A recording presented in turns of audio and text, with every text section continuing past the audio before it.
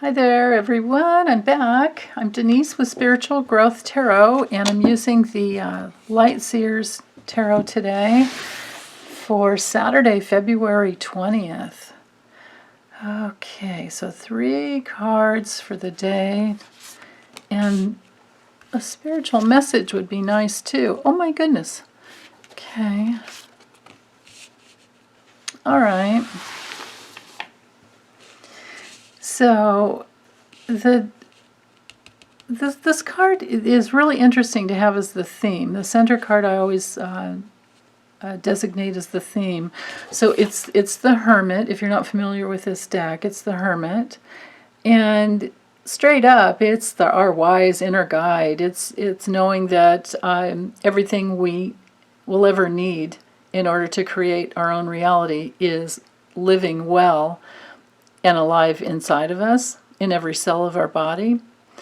And you don't really have to climb to the top of a mountain because the light's inside. And it's a trick thinking, it's like a it's one of those tricks that the universe kind of has on us until we figure it out.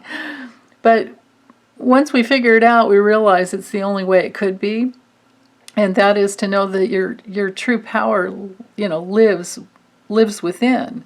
It's not outside of yourself, which is what the meaning is when it's reversed. It's coming from a place of not knowing that our true power lies within. It's the place where we can sometimes be lost and deceiving ourselves inside, and we can sometimes even be lonely and sad. It can also be like repeating a mistake from the past, and we're trying to learn. Now, going backwards, hold on, let me grab, going backwards in the Major Arcana, which is sometimes the way to look at a reversal. We have the Strength card. And the Strength card is, of course, developing your inner strength and coming from the place of the only way you can really have inner strength is knowing that it's all an inside job, and knowing that you have to become aware of all the places where we aren't aware of ourselves, where we don't really know ourselves, and we can't come together and be truly strong if we don't know all of these places. But a lot of times people judge themselves harshly, and so they don't want to look at what's inside. But once you do, that's the only way you can turn anything around. So I think that to go back, I always look at this card and think of the Carl Jung quote about, until you make the unconscious conscious, it will direct your life and you will call it fate.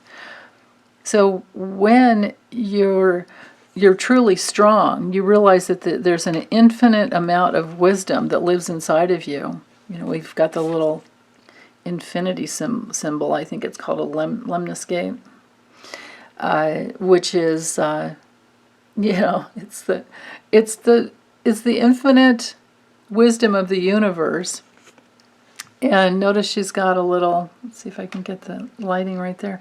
She has a heart around her neck. And this card, of course, is ruled by Leo. So we're in that realm of open-hearted loving and giving and generosity.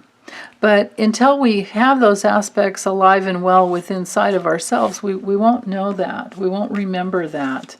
And we're all here just to wake up and remember who we truly are. And we agree in each lifetime, we agree to forget a piece of ourselves so that we can work with it and, tease it out.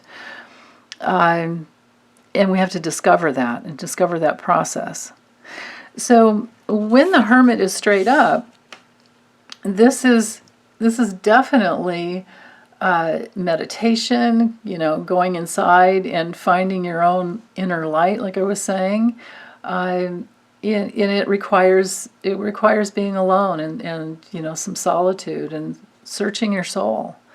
So when it comes to reverse, I get this feeling like that's not happening. So the message may be that we need to meditate more, or we need to meditate at all. Like maybe some of you haven't found that that's is a real need to get on your path to be going in the right direction. Is there is a need for inner reflection. It doesn't have to be sitting in silence and not moving. It can be a walking meditation. Some people gaze at candles. Some people use they look into like black obsidian rocks, or look into gaze into your own eyes in a mirror. You can, whichever way, you can try all different ways and see which works best for you. But myself, I always like to just look inside for what is it that I need to know?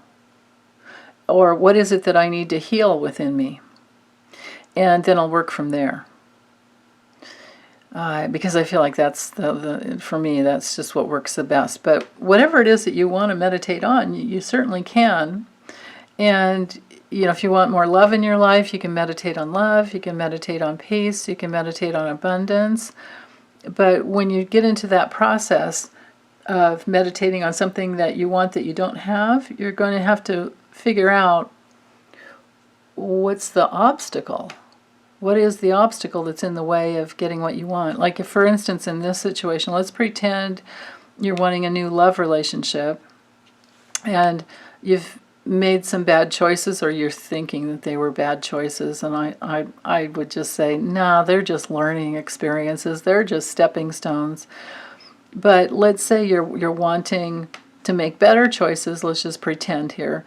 You're wanting to make better choices in a new love relationship, or to find someone new, or better choices within the relationship that you already have. Like, maybe you want a guy that's more romantic. That's always what women tell me.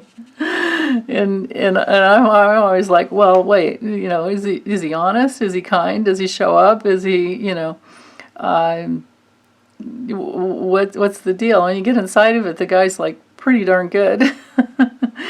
But, flowers are nice and love notes. I get that. That's, sometimes we have to teach people how we want to be loved, I suppose. But it changes too. The older you get, the things change. So, but back to like manifesting, if this is trying to manifest a brand new love relationship, you have to get inside of where you're blocked. And the Hermit reverse can be an obstacle. And the obstacle would be not knowing what you really want. Now, the only way you can get to what you want, you've got to work through that obstacle. So that can come up in meditation. You can work on, wait, why am I blocking it? Am I afraid? Am I afraid of intimacy? Am I feeling like I don't deserve it? What is the fear? What is inside that obstacle? Or is it just a false belief that I have to be a certain way and I can't just be myself? And therefore, I don't want to, your higher self is there to tell you that, you don't need to be anybody but yourself. In fact, that's the right way to go. But sometimes there can be a battle, battle with your higher self and your lower self, and you've been kind of masking it off. So if you've been doing that, you have to get inside and figure out, you're the only one that can figure that stuff out. And it's a beautiful process, actually. It's a beautiful, beautiful process. And if you need help with that, those are my favorite, I love giving sessions to help that, work out that process. But let's see, with the Seven of Cups, let's dive into this. When this card is reversed, sometimes this has us in that place where we're just being very, very careful about our choices. I mean, because you can see with this card, there are many, many, many options, right? And there's even we have like the transformational snake. We have like, maybe this is the powerful little dragon, or maybe this is a bat for rebirth, and the snake is about rebirth, right? But there's all these options in the. Let me grab. Hold on. Let me grab this the traditional Rider-Waite, and grab the. Yeah. This one is a little better with explaining. So here we have the snake again, the transformation, and here we have the dragon, which can be, so The guidance in this card is to be careful what you wish for, to make sure you're making wise choices. And you can also look at this as like the 7 obstacles to getting, back home to your true self, which would be if you're looking to, maybe this could be like seduce, sexually seduce others to connect, or overpower them with the what do you call this, dragon here, or you're just wanting outside approval based on everything that you do and accomplish, then this card can come up. And then this one would be for, riches and money. Like, do you think that you have to have money to be loved? Because that's a false belief. Do you think you need to have a castle in order to be loved? Or, are you vying for somebody else's attention, I suppose, and approval with this one? I'm not really sure about this one. This one is the guidance to look underneath the veil. Like, look underneath all of these, like what you could call vices, and find your real self. This is where the power lives. This is where the life force is. It's deep down inside. So these cards actually go really well together. Like, if they're straight up, right? Like, check out, let's see. Yeah, there you go. See the power emanating here with the hermit, and then the power that's under the veil that most people don't think to go inside and look for. They even think that they have to climb this big mountain in order to in order to get to your true self. Like, you've got to hike the Himalayas and you've got to take a trek to, Tibet, which can be a beautiful experience, but you don't have to. You just have to go inside. But you can, maybe you can find your strength by hiking, in Tibet, going to Nepal. There's that, But I think the wisdom is coming through the card, saying that I think it's always a climb, it's always work, but the way to get there is by going inside. So, but reversed, we have to look at the fact that maybe we're thinking that our options are too limited, and that's a false belief, right? And maybe we haven't been going inside to hook up to all the truth and the opportunity and the beauty that's already there inside of you. Because you're needing to search your soul, and you're needing to get inside of who you truly are, which you can't. I mean, you can find it by interface with the outer world at some point, but there needs to be the balance, right? You can't find it by just sitting in meditation all the time, and you also can't find it by just go, go, go, go, go all the time either. There needs to be the balance. So with the 7 of Cups reversed, we're in that area where we're feeling like we don't really have, like I was saying, the choices. We might even feel a little trapped, and we might feel confused, and we might feel like we don't know what our purpose is. So the message is always to go inside. And then you can hook up with this creative dude, which is inside of you as well. I mean, all of these aspects of personality and the human condition is all inside all of us. We always think that when things are wrong, that it's only us experiencing that, but it's not true. We all experience the same. It can be just different times, different things at different times. But anyway, with the Knight of Cups, this is about being very, there's the element of attraction here. There's the power of, this can be looked at as like the knight in shining armor. And he's been so caring and loving that he not only created a picnic, he invited you, but he not only did all that, he brought flowers, and he has a love note, and he brought a picnic basket full of food, and you guys are going to have a blast. Well, what if you gave yourself that? What if you did that for yourself? I mean, even if it's snowing outside and or blizzard and you can't get out in the snow, or you just, it's not good to go outside. What if you gave yourself a picnic in your living room? Or what if you wrote yourself a love note? What if you bought yourself some flowers? You know, but then again, when weather's bad, I understand. But you can go online and look at beautiful flowers. You can always do that. You can use essential oils to smell the beauty of the flowers inside the oils. You can also cook yourself a beautiful meal, if I didn't already say that. Yeah, there's a lot of ways you can bring the love into yourself. And then from there, you'll have a lot more options. The options will come through. Because, and here's my final message with these 3 cards, is that it's always an inside job. It's always, always, always an inside job. Okay, so let me move these cards up here and use the, it's called the Spirit Animal Oracle. They're beautiful cards. I love the backs of them. And it's by Colette Baron Reed. It's this deck here. Big deck, not easy to handle, not easy to shuffle.